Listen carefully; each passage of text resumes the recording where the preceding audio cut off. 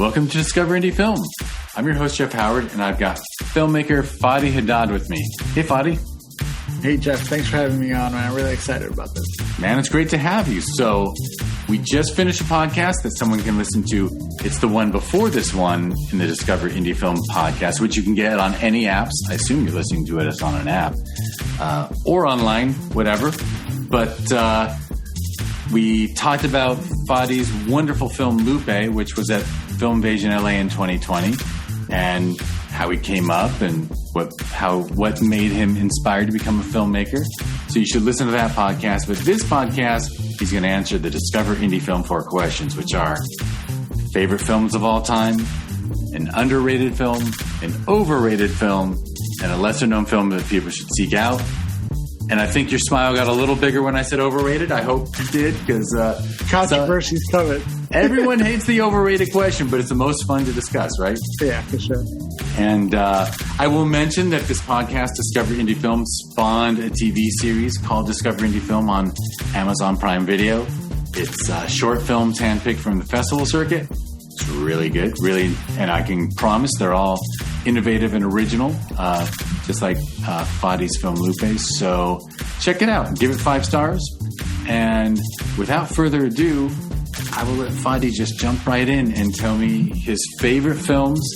I know you heard there's a limit of 3, but you can break it if you want. You know, the referee is pretty lenient. No, I'm going to stick to 3 only because I like rules and I like structure. But that's just my personality. But, all right. Here's how I gauge this. And it's a question that we always get, right? And I gauge it off the 3 films that made me want to make films, if that makes sense. So it's just my criteria because there's a lot of good movies, and these are just some movies that made me want to go make movies. The first one I'll say is a movie called Set It Off, and I don't know if you're familiar with it. Queen Latifah, Jada Pinkett, just an amazing cast. I think 1994, it could have been 1994, 1996, but right around that range. 4 female leads, all black women, female leads. Just an amazing movie of heart and sacrifice, and there's Uzis in it, there's cars in it, there's cops, and it's just an amazing movie. So that's the first one on my list. The second one on my list is a movie called End of Watch, which came out, I want to say, 2013. David Ayer, Jake Gyllenhaal, Micah Pena. I think probably the film that I inspired to make the most is that film. It's a little probably weird now with I know Propaganda is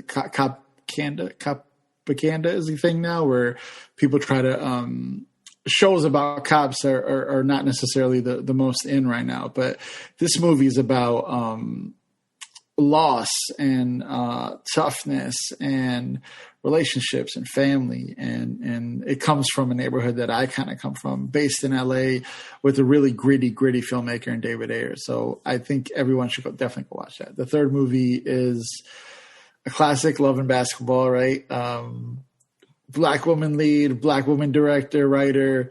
That's the movie I really love because it combined 2 of my kind of favorite things, and that's basketball and filmmaking. So the fact that she made a movie about basketball and love is just, I'm so jealous. And that's one of the greatest movies ever made, I think. And there's a trend here, right? Like those 90s movies that came out kind of in that Renaissance era of what Hollywood would deem urban movies, but it's really kind of this black culture and black storytelling is always inspired me because I kind of grew up with similar stories. So those are my 3, and I'm sticking to it.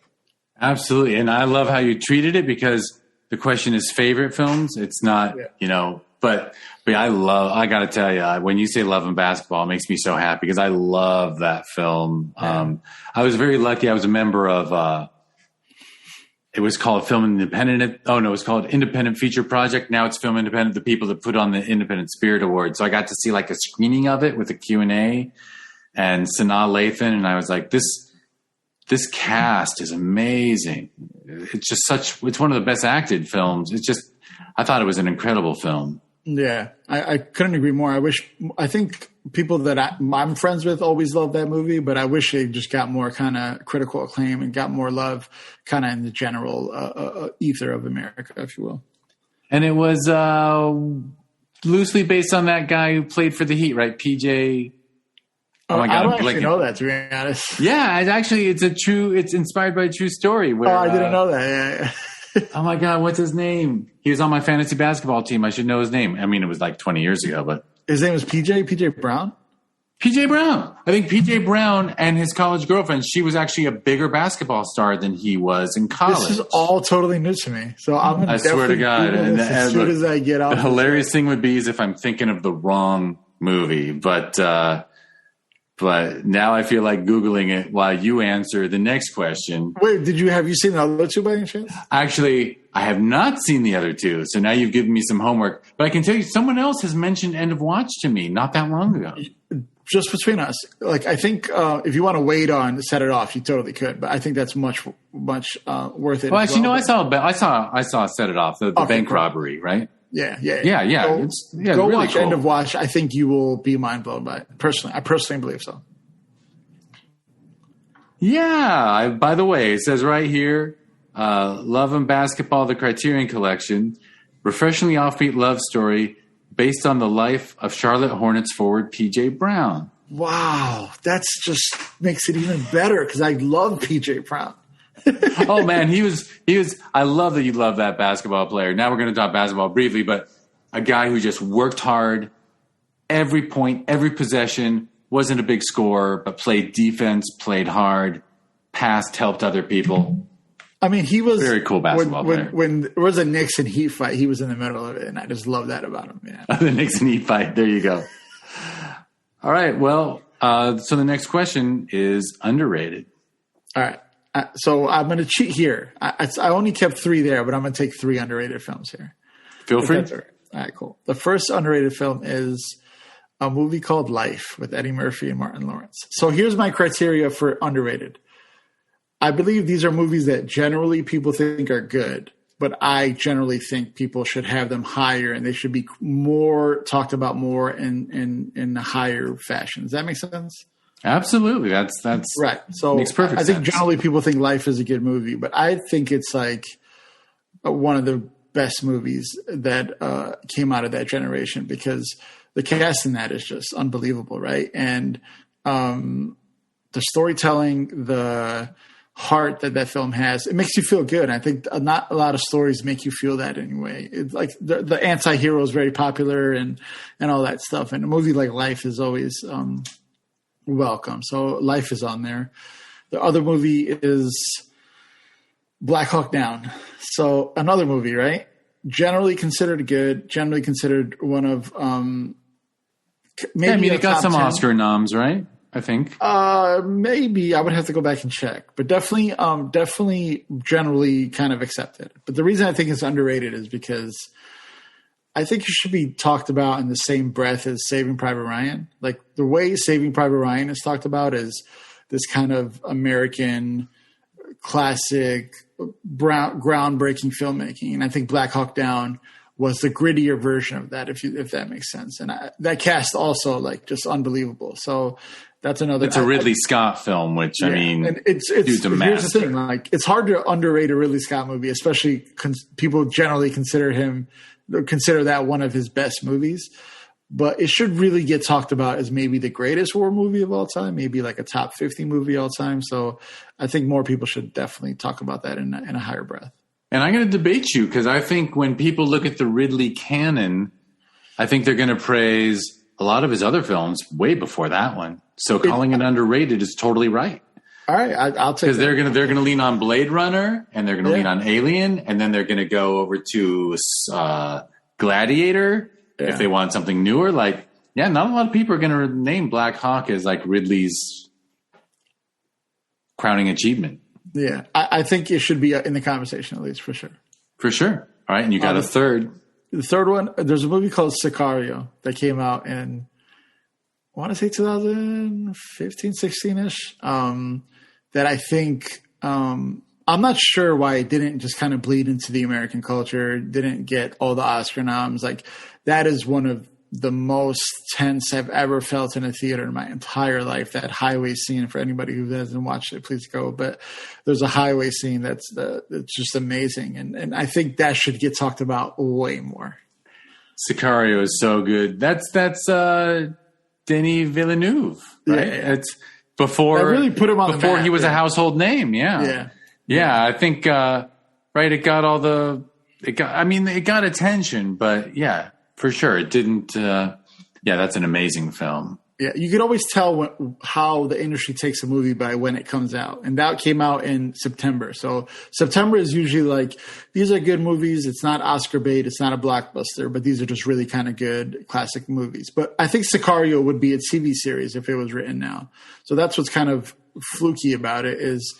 Right, because the story is so intricate and intense. They definitely could do like 6 1 hours on it. But I'm glad they didn't, because I think I think you use the word crowning achievement. I think it's one of those movies that should be on somebody's mantle. It's really, really good. For sure. And we're about to see what he did with Dune. We'll see. I think in next week, right? Yeah. I don't know. All right. Next one is the fun one. All right. We're talking a film that's overrated. All right, I got 3 here too. You're going to hate them all. All right. I love to hate them though. Here's my criteria for underrated is the same as overrated. These are movies that are generally considered good, and I think they're good, but they're probably just too high on people's lists, and they need to come down a little bit more. And the first one I'm just going to get, I think Columbia is going to take away my degree from when I say this, but 2001, I think, is... If anybody looks at Jeff's face right now, I know I'm making a face. 2001 is, I could accept it as a filmmaking craft that's excellent. I could accept it that it birthed probably a generation of filmmakers. And I could accept it that when Steven Spielberg says it's good, like I just probably have to shut up and listen to him, right? But it's not the greatest movie ever made. And I just think it probably just needs to come down a little bit. The second movie is The Breakfast Club.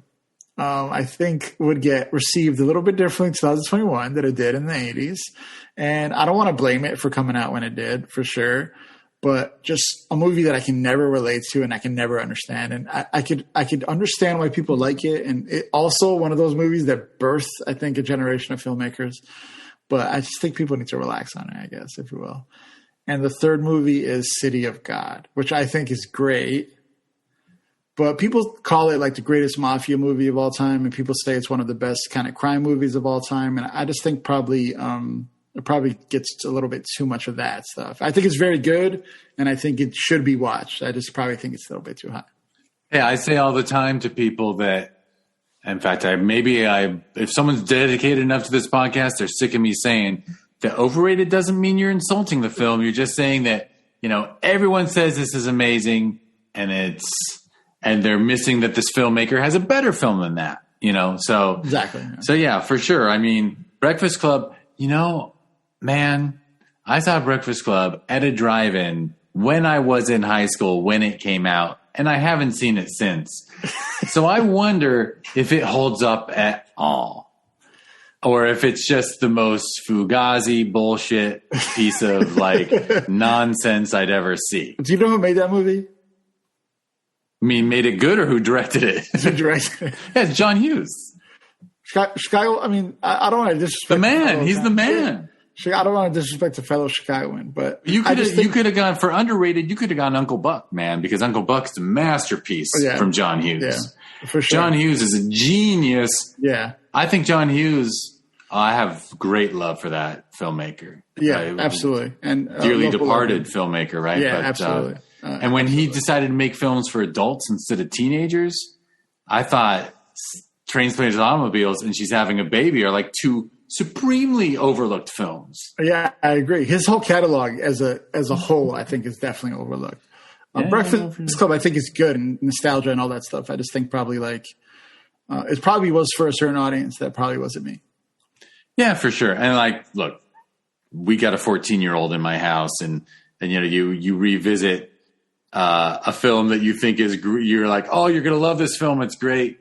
And then you realize, damn, this is really boring. I wish the story would come in already. So it's kind of, kind of interesting. And what can I say about City of God or Space Odyssey? You know, it's like to each his own. Do you think 2001? Am I wrong there? I didn't shit on it. No, you're not wrong. You're not wrong. Look, a lot of people say it's one of the best films ever made. Yeah. And if it doesn't strike you that way, then it totally is overrated. For me, it's very interesting because I just can't get enough of it. But I also see it as very silly in a lot of ways.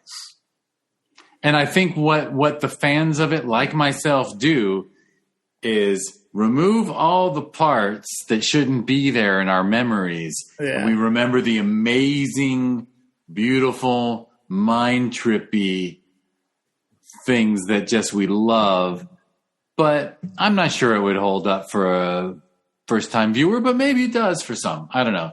The way I look at it is I was never that type of person. And I was always like, I wanted to get my hands dirty and I wanted to jump in and I wanted to be in the action and I wanted to feel in my heart. And that movie just doesn't do. Like, if you look at my favorite two films are like Set It Off and Love and Basketball, you can totally see why I probably don't resonate with 2001 as much. True. In 2001, I mean, what are you going to do? Like, you know, it's all about like watching it. Yeah, you know, it's actually cinematic masturbation.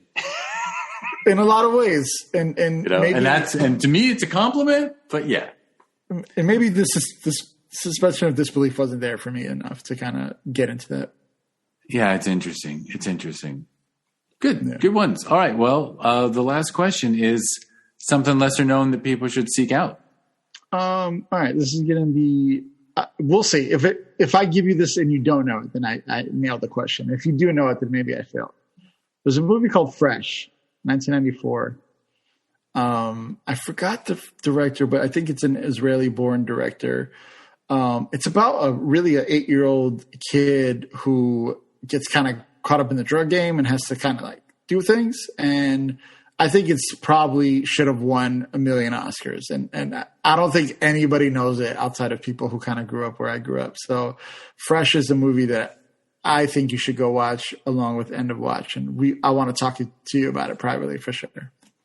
All right. Well, I missed it, but you know, what's funny is I have the soundtrack because I got into Stuart Copeland soundtracks. Oh, nice. Yeah. And, so like I would eat up like, don't get me started on Sting and the Police and that it's really Stuart Copeland's band, but anyhow, all right. Well, I got to watch. It's embarrassing that I have a soundtrack and I haven't seen the film. Yeah, so. You should definitely watch it. I think you'll probably feel the same. Yeah. Awesome. Yeah.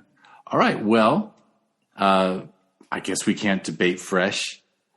But by the way, I wanted to go back. I'm going to jump back to Underrated because when you mentioned Life, I have to say that I almost think like Eddie Murphy as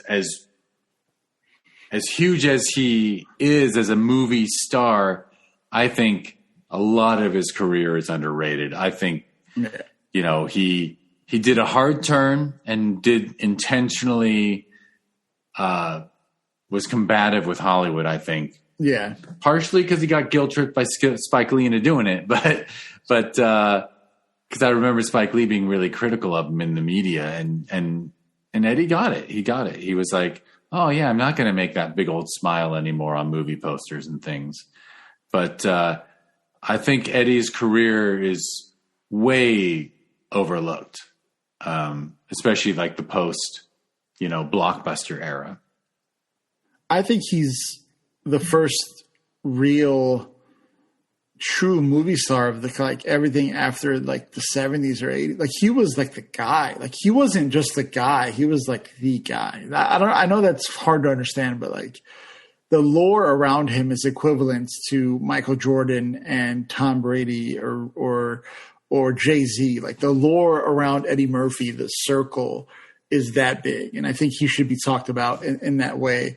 Life, when you just think of Eddie Murphy, Martin Lawrence in his prime, Bernie Mac, Anthony Anderson, like, come on. Like, we're talking like just four kind of like Bernie and Martin and Eddie alone is like the Rolling Stones, like in a movie together. It's just amazing. So I think everybody loves Life. I just think it should probably get talked about as like one of the best pieces from that kind of era. For sure. And I just, for fun, I'm going to throw this at you. I don't know if you saw it, but there's a film that Steve Martin wrote that he pulled Eddie Murphy into, Bowfinger. I know Bowfinger. Yeah. I think Eddie deserved an Oscar for Bowfinger. Yeah, Eddie's a legend. I think people, because he went away. I think people just forgot, to be honest with you. I didn't grow, he's a little bit before my generation, but just growing up, understanding what he meant to the culture and everything like that. The way people talk about him is how they talk about Jay-Z or Mike Ditka, you know what I mean? Like they talk about him with that lore and with that stench. It's hard to explain. For sure. And really movie stars, he was from the last era of the megastar when, Tom Cruise, Julia Roberts. Like there hasn't been a new Julia Roberts because like now it's about I think the movie stars generally. It's now like it's more about like what comic book it's based on. It doesn't even like everyone loves Thor and Captain America, but like you can't even remember which Chris is which. Like it's not, we don't live in a movie star driven world anymore, but that movie star driven world that Eddie was a huge part of. Yeah. He, there was just a few unbelievably larger than life. Yeah. Amazing actor, but a movie star. A true, like people treat him like when I see Dave Chappelle and Chris Rock kind of bow to him, I understand the reverence that they show him. So if I look up to Dave Chappelle and Chris Rock as part of kind of my generation, if they're bound to that guy, then I gotta really pay attention. So that's how I kind of learned about Eddie and what he meant to kind of be how as big as he still out of all the stars of SNL, nobody bigger. Still to this day, not even close. You know what I mean? And there won't be. There just won't be because there won't be another movie star era. Like I think number 2 is probably Bill Murray, and like he's number 2. Like Eddie is like a million miles ahead of him. Bill is probably up to. I might argue that another Chicago guy. Yeah, 100%. I might argue that Adam Sandler probably got a little higher, but I could be totally wrong. I could be biased. Because like Adam and I are the same age, so it's like hard for me to picture someone my age bigger than Bill Murray.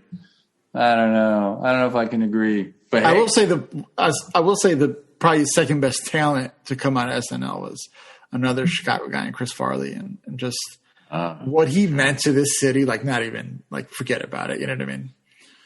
Absolutely. Yeah. All right, sir. Well, thank you, Fady, for answering the questions. I love it.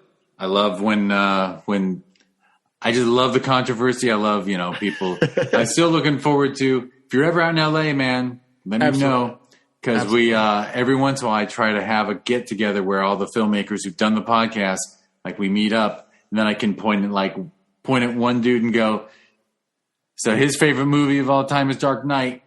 You call Dark Knight overrated. Go at it.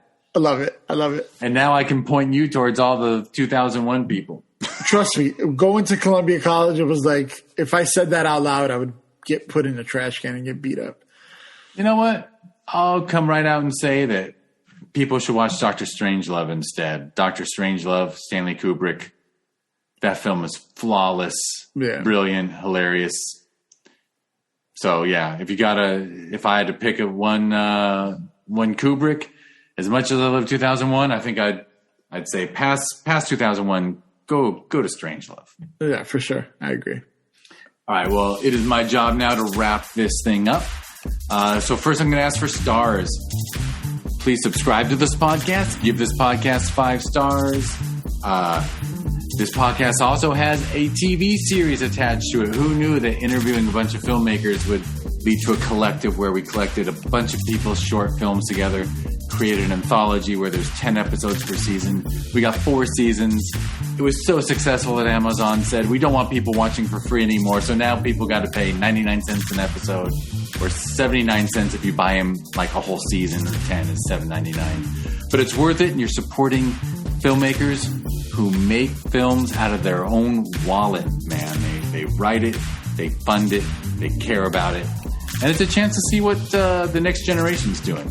So that's Discover Indie Film on Amazon Prime Video. So just look for it there and give that 5 stars. And Jerry, why do I do that at this point every time? Fady Haddad, his film Lupe, you're going to see someday. So just keep your eyes on here. Maybe someday we'll add an addendum at the end of the podcast when he does this release of it. But Lupe was at Film Invasion Los Angeles in 2020. And I believe it got an award, right? What was it? Yeah, it won the Audience Award. Yeah. Audience Award. Yeah. I love it. And well earned. That was fantastic, actually. There was a huge outpouring of support for your film. Yeah. Which meant really a lot. Excited about it, Yeah. So you can watch that award-winning film someday, made by this fine filmmaker. And in the meantime, you can learn about that festival that he was in, Film Invasion Los Angeles, if you go to filminvasionla.com, or it's at Film Invasion LA on social media. And it's Sister Festival that's every November. Film Invasion LA is in June.